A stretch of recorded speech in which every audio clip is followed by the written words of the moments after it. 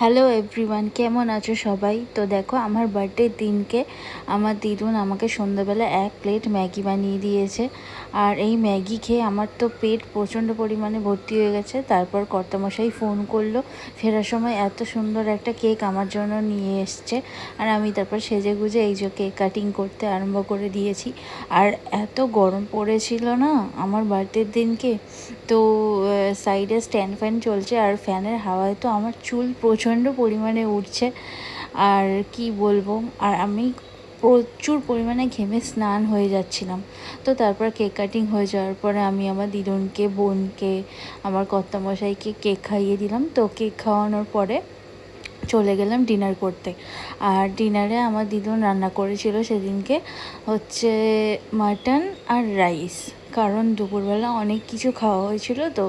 তো রাত্রিবেলা ওই জন্য বেশি কিছু রান্না করেনি, শুধু মাটন আর রাইসই রান্না করা হয়েছিল।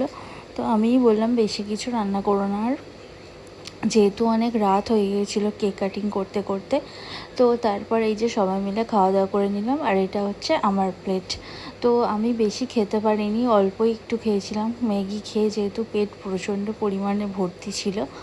তো এই খাওয়া দাওয়া করে নিলাম। চলো, তোমাদের সাথে আবার দেখা হবে পরের একটা ব্লগে। আর আমার চ্যানেলটা সবাই সাবস্ক্রাইব করে দিও। চলো।